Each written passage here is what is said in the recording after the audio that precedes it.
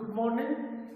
आज हम एक्सरसाइज 2.1 के अंदर क्वेश्चन नंबर फर्स्ट करेंगे। और क्वेश्चन नंबर फर्स्ट करने से पहले जो मैंने आपको कुछ बेसिक जानकारी दी थी इस एक्सरसाइज की वो याद होनी चाहिए।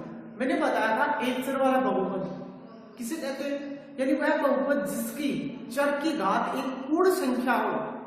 चर की घात क्या हो? एक पूर्ण संख्या हो। जैसे चर क्या है? कोई अक्षर, इसकी क्या होनी चाहिए? पूर्ण संख्या होनी चाहिए। 3 हो सकती है, 2 हो सकती है, 1 हो सकती है। पूर्ण संख्या है ना, 0 हो सकती है, परंतु वो 0.5, 3.2, 2.1 ये सभी नहीं हो सकती, बल्कि क्या होनी चाहिए? वो पूर्ण संख्या होनी चाहिए। तो पहला क्वेश्चन है वो इसी के ऊपर डिपेंड है। तो देखो जो पहला क्वेश्चन दिया गया है वो क्या है? निम्नलिखित व्यंजकों में से कौन कौन एक चर के बहुपद है और कौन कौन से नहीं है। यहाँ पे पूछ रहा है, हमें कुछ बहुपद दिए गए हैं और उनके बारे में पूछ रहा है कि कौन से तो एक चर वाले बहुपद है और कौन से नहीं। यदि है तो भी कारण दीजिए, नहीं है तो भी कारण दीजिए। यहाँ पे पहला ही क्वेश्चन दिया गया है, व्यंजक है 4x square. Question number first के अंदर पहला ही दिया गया है 4x स्क्वायर माइनस 3x और प्लस का 7। अब पूछ रहा है एक चर वाला बहुपद है या नहीं, कारण दीजिए। तो जो व्यंजक है इसके अंदर देखो अक्ष की घातें सभी क्या है? पूर्ण है। देखो यहाँ पे अक्ष की घात कितनी है? 2, और 2 क्या एक पूर्ण संख्या है।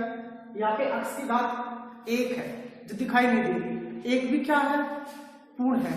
तो इसकी सभी घातें क्या है? पूर्ण है। तो इसलिए ये एक चर वाला बहुपद है। इसके हम नीचे क्या लिख सकते हैं?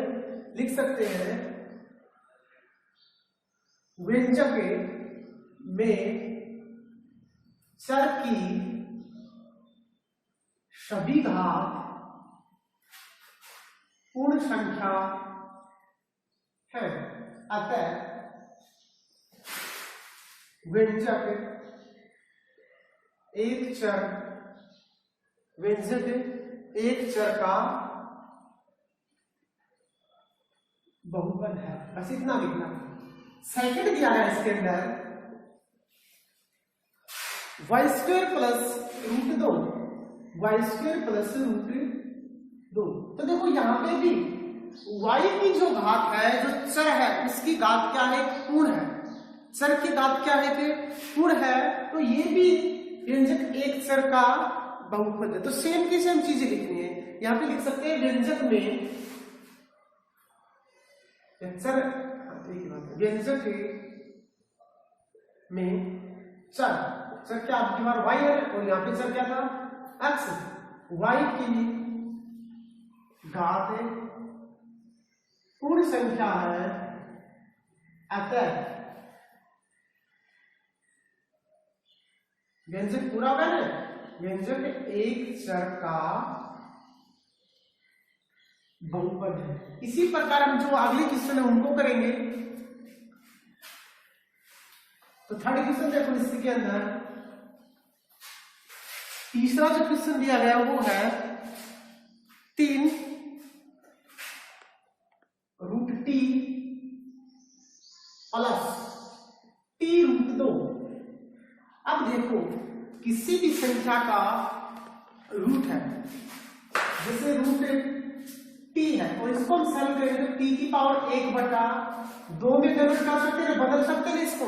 यानी टी की पावर 1/2 का मतलब ही क्या है? टी का क्या है? वो रूट है। टी का क्या है? रूट है। तो टी 3, टी की पावर 1/2 प्लस टी। तो यहां पे जो बहुपद के अंदर जो चर दिया, जो व्यंजक के अंदर जो चर दिया गया है उसकी घात क्या नहीं है? पूर्ण नहीं है। एक बार तो पूर्ण है, यहाँ पे 1 है, परंतु यहाँ पे वो पूर्ण नहीं है, वो 1/2 है। जो पहला पद है ना उसकी घात पूर्ण नहीं है, दूसरे पद की तो है। तो लिख सकते हैं व्यंजक में पहले पद की घात पूर्ण नहीं है अतः व्यंजक एक चर वाला बहुपद नहीं है। नहीं है ना, यानी एक भी नहीं है ना, दो है ही नहीं। तो यहाँ पे एक नहीं था, इसलिए एक चर वाला बहुपद नहीं है। इससे नेक्स्ट देखो, नेक्स्ट जो क्वेश्चन है वो दिया गया है चौथा, वो दिया गया हमें y plus 2/y, y plus 2/y। तो यहां पे सबसे पहले y को ऊपर लेके आएंगे, y प्लस 2। अब देखो ये यहाँ पे पावर किसकी है, प्लस की है, और ये ऊपर आएगी तो माइनस की हो जाएगी। तो हम क्या लिख सकते हैं, व्यंजक में दूसरे पद की घात क्या है, ऋणात्मक है ना, ऋणात्मक है। अतः पूर्ण नहीं है ना, पूर्ण क्या होगी, जब 0 1 2 3 जो धनात्मक होगी वही होगी, यहाँ पे तो ऋणात्मक है। अतः व्यंजक एक चर वाला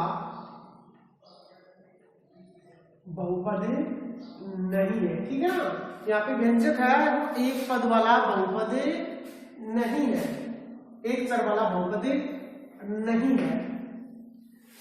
इससे जो अगला क्वेश्चन है वो है 5 का, और 5 का जो क्वेश्चन दिया गया वो दिया गया है x की पावर 10 प्लस y की पावर 3 प्लस t की पावर 50। तो लिख सकते हैं हम व्यंजक में सभी चरों, और सभी चरों क्यों हो गया, देखो x भी चर है, y भी चर है, t, तो सभी हो गया ना, एक बहुवचन होगा तो सभी लगा दिया। यदि अकेला x होता तो सिर्फ चर ही लगाते हैं। सभी चरों x y और t की घातें पूर्ण है। अतः व्यंजक एक चर वाला बहुपद है, व्यंजक एक चर वाला बहुपद है। यानी पहला जो क्वेश्चन था उसके अंदर सिर्फ यही पूछा गया था कि जो हमें जो व्यंजक दिया गया है वो एक चर वाला बहुपद है या नहीं। तो हमें कैसे पता चलेगा, हमें पता चलेगा जो हमारा चर है ना, जो व्यंजक के अंदर चर दिया गया उसकी घात क्या होनी चाहिए, पूर्ण होनी चाहिए। यदि पूर्ण नहीं है तो वो एक चर वाला बहुपद नहीं है, यदि पूर्ण है तो वो एक चर वाला बहुपद है। इससे अगला जो क्वेश्चन है वो दिया गया है निम्नलिखित में से प्रत्येक में x स्क्वायर का गुणांक लिखिए। अगला जो क्वेश्चन है इसमें पूछा गया क्वेश्चन नंबर 2 के अंदर x स्क्वायर का गुणांक पूछ रहा है। अब देखो x स्क्वायर का गुणांक का मतलब क्या है, गुणांक x स्क्वायर किससे गुणा हो रहा है वो देखना है। x स्क्वायर किससे गुणा हो रहा है, देखो 2-3 चीजें आपको ध्यान में रखनी है। जैसे एक को हम किसी भी संख्या से गुणा करते हैं इसके ऊपर कोई प्रभाव नहीं पड़ता। यदि हम x से गुणा करेंगे तो भी ये कितना रहेगा, x ही रहेगा। यानी हम 1 गुणा x को क्या लिख सकते हैं, x ही लिख सकते हैं। तो हम बोल सकते हैं ना x का गुणांक क्या है, 1 है, क्योंकि वो लिखने की जरूरत नहीं है, वो ऐसे ही दर्शा रहा है। यदि यहाँ पे 0 होता तो पूरे का मान ही क्या हो जाता, 0 हो जाता, सही है ना। यदि यहाँ पे 2 होता तो यहाँ पे तो 2x हो जाता। इसीलिए यदि चर अकेला है तो उसका गुणांक हमेशा क्या होता है, 1 होता है। याद रखना उसका गुणांक क्या होता है, 1 होता है। बाकी तो 2 से गुणा तो 2 हमें दिखेगा, 3 है तो 3 दिखेगा, सिर्फ 1 है ना वो ही नहीं दिखेगा। बस इसी चीज को आपको देखना है, जो x स्क्वायर का गुणांक क्या दिया गया। तो पहला क्वेश्चन दिया गया हमें 2 में 2 plus x square plus x, 2x square, तो यहाँ पे हमें एक्स स्क्वायर का गुणांक देखना है। तो देखो वही क्वेश्चन आ गया ना, एक्स स्क्वायर का गुणांक क्या है, दिखाई नहीं दे रहा, इसका मतलब क्या है, 1। लिख सकते हैं एक्स स्क्वायर का गुणांक बराबर 1। सेकंड जो क्वेश्चन है वो है 2 minus x square plus x की power 3। 2 minus x square plus x की पावर 3। तो यहां पे देखो एक्स स्क्वायर का गुणांक देखना है, एक्स की पावर 3 का नहीं देखना है।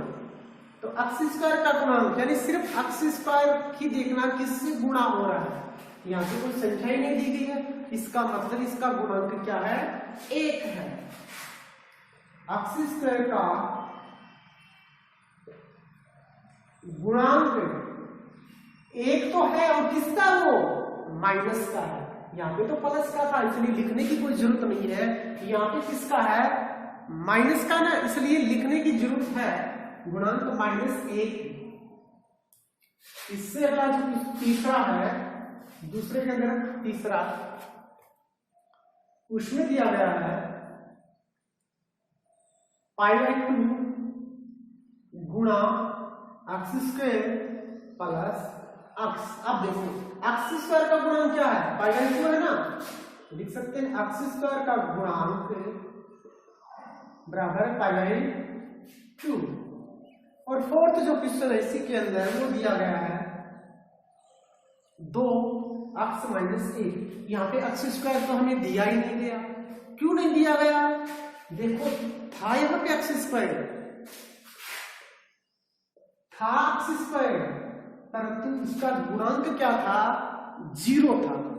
उसका गुणांक क्या था, 0 था, और पूरे का मान क्या हो जाएगा इसका, 0। इसीलिए इसने लिखा नहीं, इसीलिए इसने लिखा नहीं। तो यहाँ पे हमें ध्यान में रखना है, यदि एक्स स्क्वायर अकेला है तो उसका गुणांक 1 है। यदि दिया ही नहीं गया, इसका मतलब वो 0 से गुणा हो गया और वो मिट गया, सही ना। जब 0 से गुणा करेंगे उसकी वैल्यू खत्म हो गई। तो एक्स स्क्वायर का गुणांक बराबर क्या होता है, 0 था, इसीलिए वो यहां से निकल गया, ठीक है ना। यहाँ पे कितना बचा, 0 था ना, इसीलिए उसे नहीं दर्शाया गया। जो नेक्स्ट क्वेश्चन है वो है क्वेश्चन नंबर 3।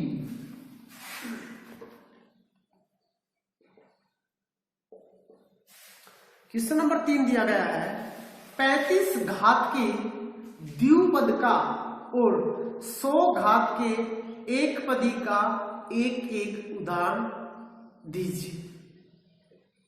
आसान सा ये तो 35 घात का तो क्या है, द्विपद। और द्विपद किसे कहते हैं, अब ये पता होना चाहिए। द्विपद देखो मैंने बहुपद के 2 प्रकार बताए थे, एक तो पदों के आधार पर बताया था, एक घातों के आधार पर बताया था। पदों के आधार पर जिसमें एक पद होता है सिर्फ वो एक पदी होता है, जिसमें 2 पद होते हैं वो द्विपदी होता है, जिसमें 3 पद होते हैं वो त्रिपदी होता है। घातों के आधार पर जिसमें एक घात होती है उसे एक घाती नहीं, उसे रेखिक बहुपद कहते हैं। जिसमें 2 घाते होती है उसे द्विघाती कहते हैं, जिसमें 3 घाते होती है उसे त्रिघाती कहते हैं। तो यहाँ पे 35 घात के द्विपद का, अब 35 घात का होना चाहिए और वो द्विपद होना चाहिए, दोनों कंडीशन दे दी। घात भी 35 होनी चाहिए और क्या होना चाहिए, वो द्विपद होना चाहिए। तो x की पावर 35 यानी घात तो 35 हो गई, वो द्विपद है, ये 2 पद भी हो गए, और x की घात कितनी होगी, 35। और 100 घात के एक पदी यानी वो एक ही पद होना चाहिए, परंतु घात कितनी होनी चाहिए उसकी 100। ये ले लो, यहाँ पे 5 भी कर सकते हो, ये भी एक ही पद है। x अकेला होता तो भी ये एक ही पद है। इससे अगला है क्वेश्चन नंबर 4।